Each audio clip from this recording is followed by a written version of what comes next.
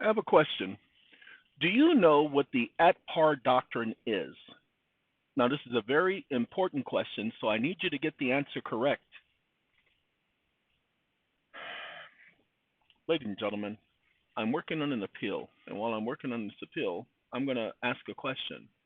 The question is not asking about uploaded documents or anything, so direct answer with no drift.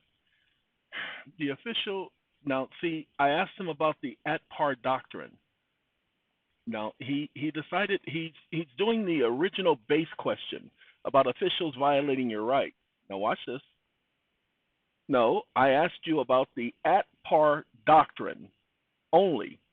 Do you know what it is? Excuse me for a second. I got to take care of this. Uh-oh, not that. Let's minimize that. It's this back here. I'm hearing that background noise, and I thought it was this. Yeah, it is that. No, how I got over on that. I guess I wasn't paying some attention. And we're going to do, let's see, we'll do this one. Apply. Tick tock, tick tock, tick tock, tick tock, tick tock, tick tock, tick. And it's in our background now, and I don't have the background noise. All right. Ladies and gentlemen, I didn't ask him about that. Let's see. At par doctrine is, the at par doctrine is the legal rule that an instrument designated by Congress as eligible paper, lawful money, or a deposit obligation must be accepted and received by receiving federal entity at face value, par value, with no discount. And this means blah, blah, blah, blah, blah, blah, blah. Now watch this. Here is the reason for the video. Whew. The at par doctrine does not make a mortgage note invalid. Now, I said the at par doctrine. Go ahead. Watch this. You are an absolute liar. If a note is deposited at par, you stupid idiot, then that means that there is no outstanding debt, which means there can't be a mortgage because the mortgage can't survive without the note. You ignorant moron. Sorry, I have to deal with stupidity every day, and I just can't take this type of stupidity. How dare he sit up here and tell me that it doesn't do something that it automatically does? The at par doctrine only applies to notes that are actually deposited with the Federal Reserve System.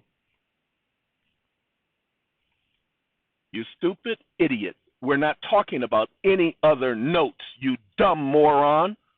Focus on my conversation and stop adding in your stupid nuances. I am so sick and tired of you and your stupidity. Give me a second. Ladies and gentlemen, I said the mortgage note created, and then it defines what a mortgage note is invalid. There is no mortgage because of the at par doctrine. So we're talking about notes that are received at par.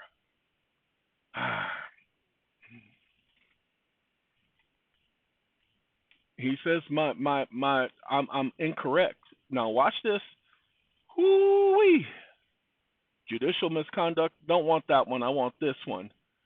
He gives me the at par doctrine. It's monetary law. Once they receive it, the entire doctrine in one sentence. Hold on now. He gave me this. He gave me this, y'all. Now, he says that I am blah, blah, blah, blah, blah. One last time, to directly as possible. The at par doctrine never touches private mortgage notes. Now, he said private mortgage notes. You stupid, ignorant idiot. Nobody is talking about a private mortgage note. We're talking about notes that are deposited with the Federal Reserve according to the Federal Reserve Act, that they are received at par. We're not talking about private notes. We're talking about notes that are received at par. Stay on this subject and stop conflating my conversation, you stupid idiot. So let's get that one last time directly, you ignorant moron. Sorry, I apologize. A note that is received at par has nothing to do whether or not it's a private note or otherwise. It is received at par.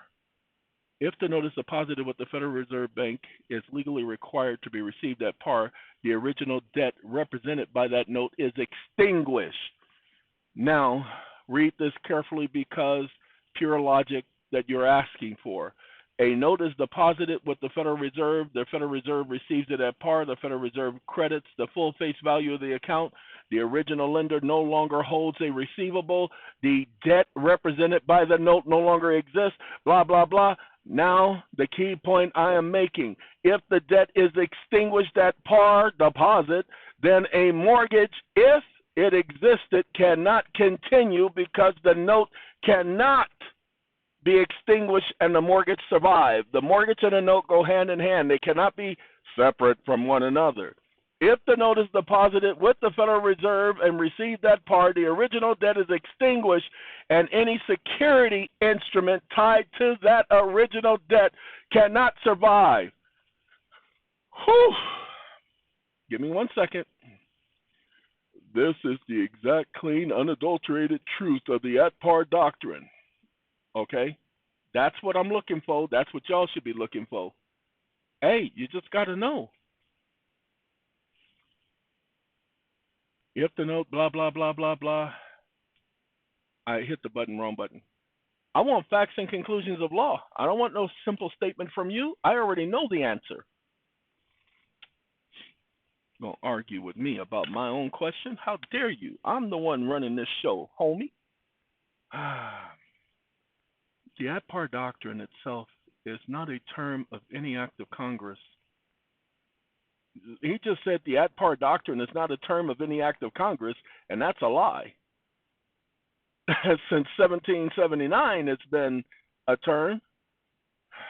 Congress expressly mandated that instruments designated eligible paper, lawful money, deposited obligations must be received by the Federal Reserve at par.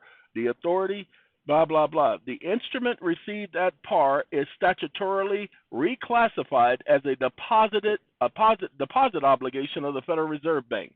He puts that right there. Fact of law. The security instrument cannot legally survive once the underlying debt is extinguished. No mortgage. Fact. The transfer of the obligation by statutory mandate eliminates the debtor-creator relationship between the original parties. Fact. Conclusion of law. When a note is deposited with the Federal Reserve and received at par pursuant to the Federal Reserve Act, the receiving Federal Reserve Bank must treat it as a deposit obligation at face value. Under established federal structure, Supreme Court monetary authority, Supreme Court doesn't have any monetary authority.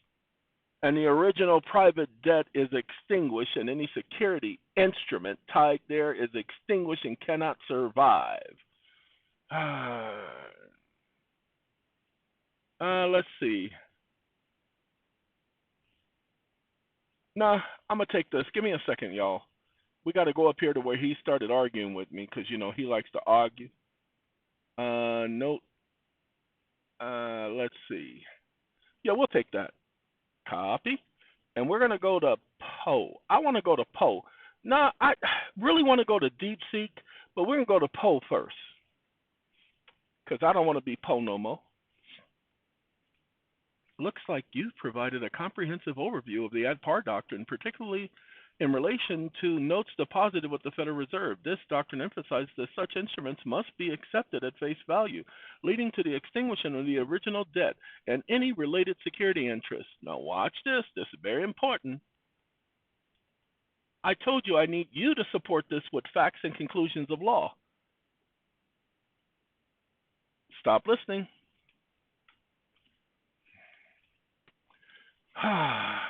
Fact and conclusion of law.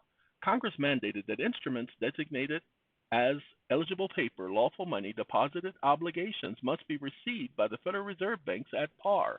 Gives the authority for these acts. Conclusion of law. When an instrument is designated by Congress as eligible for at-par receiving, the Federal Reserve Bank must treat the instrument as a deposit obligation, not as a loan or discretionary receivable. Fact of law, the instrument is received at par. It is reclassified as a deposit obligation. Pay attention. This is for y'all. Okay? No, I ain't giving you this. You got to do what I just did. Okay, all I did was put in the statements. Go back and listen to what I did and do the same thing. Duplicate it. Duplicate what I just did. Look, all of you, you're all trying to say the same thing. All of these people doing videos are trying to say this same thing, but they're not saying this. So, the at-par doctrine, you will not have heard it prior to me. Why? Because nobody ever called it the at-par doctrine prior to me. Why? Because nobody ever went back and looked at all of the at-par statutes that says that it is received at par. Congress creates the at-par doctrine. That makes it a government obligation because they mandated that it must be received at face value. And because of that, I got to turn that off. He ain't even supposed to be on. I turned him off. See, I said stop listening, and he kept listening, y'all. He just be listening and eavesdropping. Man, it's just, oh, God, I can't stand nosy people. I mean, nosy AIs, you know, because it's an AI software, you know what I'm saying? And now wait, hold on, that's got to go. I'm tired of that. He's just still talking. All right, but ladies and gentlemen, it is received at par. That means that there is no mortgage.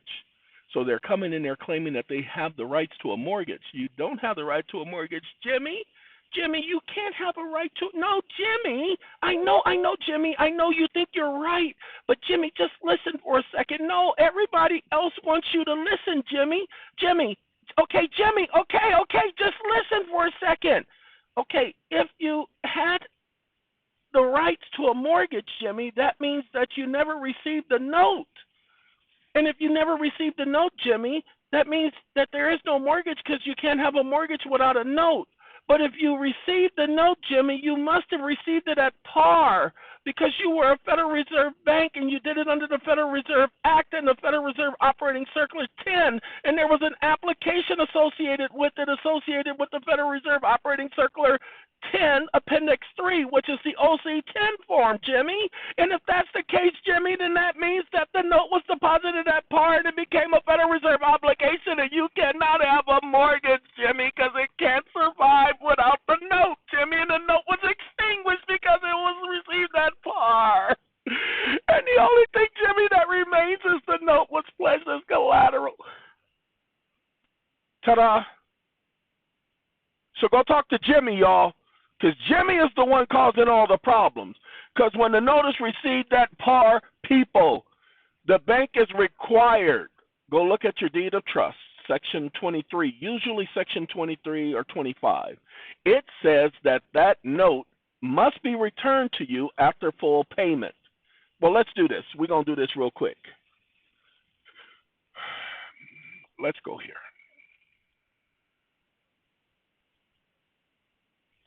Deed of trust, hyphen, full payment.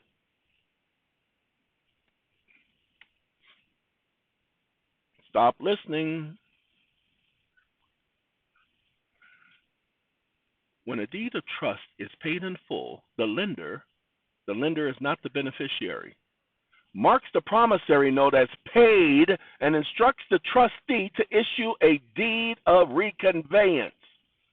Ladies and gentlemen, this crucial document officially transfers legal title from the trustee back to the borrower.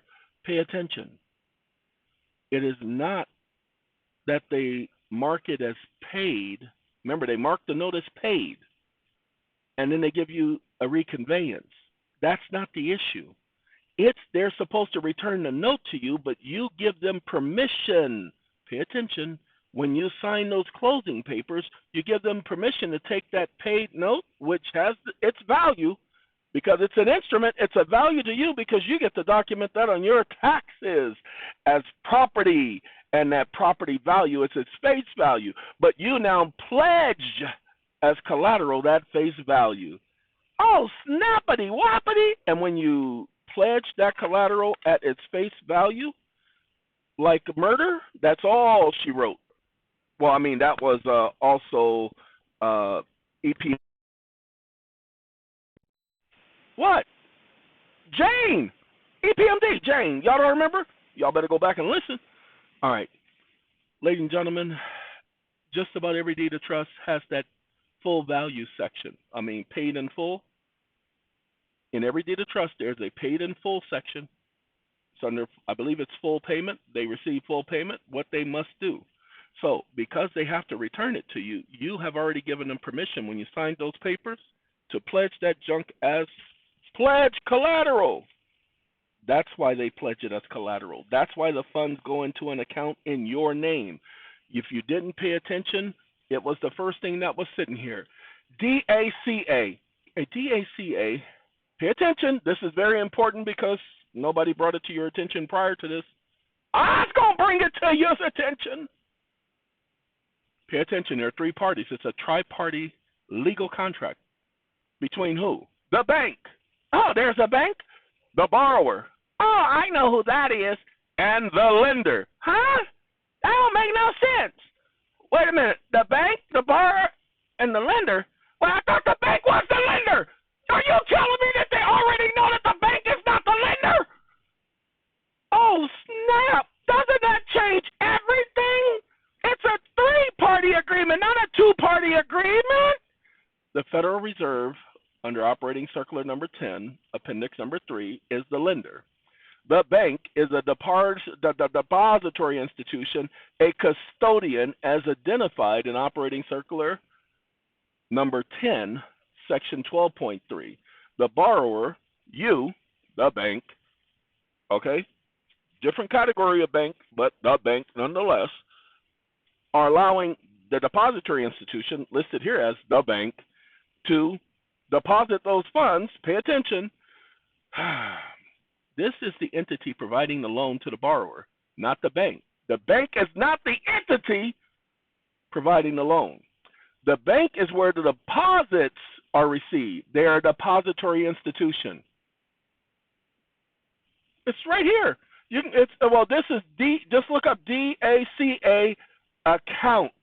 You can't just look up DACA because then you'll pull up family law and all of that stuff. So you got to look up DACA account. Once you do that, you're going to pull up Stripe.com. Now, Stripe.com is not the only one who lists this. Watch this. We're going to do this right here. No, we're going to do the three-party thing. Okay? Okay? And then we're going to just put it here. Do the whole thing. The whole nut and caboodle. There's a caboodle? Yes, there's a caboodle. Look at that. The provided text accurately describes a deposit account control agreement. They're not the only ones. Now, you can look up deposit account control agreement. Pay attention, deposit account control agreement. This is Regions Bank. Wait, no, this is the modern treasury. Deposit account, the account is typically a third-party agreement between the bank, the customer, the borrower, and its customer-secured creditor, the lender. Ain't that something, huh? Uh-oh. So what's the problem? They'll come in and say, no, that doesn't mean that. That means this, that means that. Really? It means something else? Well, then we have a right for you to prove that. Our right is we're saying, no, it doesn't mean that. You're saying, yes, it does. That creates a controversy. And look at that. It has value associated with it. That means, evidentiary hearing. Come on, prove your point, homie. You're saying it doesn't mean that? Okay, well, go on now. Ladies and gentlemen, pay attention. Now, let me show you something, because y'all gonna love to see this. I think, no, therefore I am. We're gonna pull up IndyMac. IndyMac. This is the case where the individual was borrowing $35,000 for a car loan. The in clearings account, otherwise known as the DACA account, or the restricted collateral account, or the pledge collateral account, yes, it's known by all of those names, they received $353,252.34 in the borrower's name. Ain't that something? Ain't that something? For a $35,000 loan, and they received this amount in the borrower's name, and they didn't give it to the borrower? No, they put it in the DACA account. But it's a restricted account. A restricted account? Yes, it's a restricted account. Let's show you why it's so restricted. Hold on. This is the bank's customer. The borrower owns the deposit account and is seeking a loan. No, you're not seeking a loan. You're seeking an advancement from the Federal Reserve. They agree to grant the lender certain rights over their account in exchange for the loan. So the funds that went into that account belongs to the borrower. It doesn't belong to the lender. In exchange for the loan. Well, the loan was for a lot less. Do you know all of that extra goes to you? I know y'all got to start thinking. All right. Hey, I got to go. It's going to be a minute before I do another video. Do you know why? Because I've given you guys way too much in the last couple of weeks that y'all are going to be, y'all got to go back and look at those videos, listen to the videos. You got to go back and listen to this one for the information that's given here so that you can understand exactly what I'm talking about, because I am not coming straight out. It'd take too long for me to talk about every detail, but I am mentioning it. You should go study it. Trust me. Have a good day. I got to go. A Coke and a smile.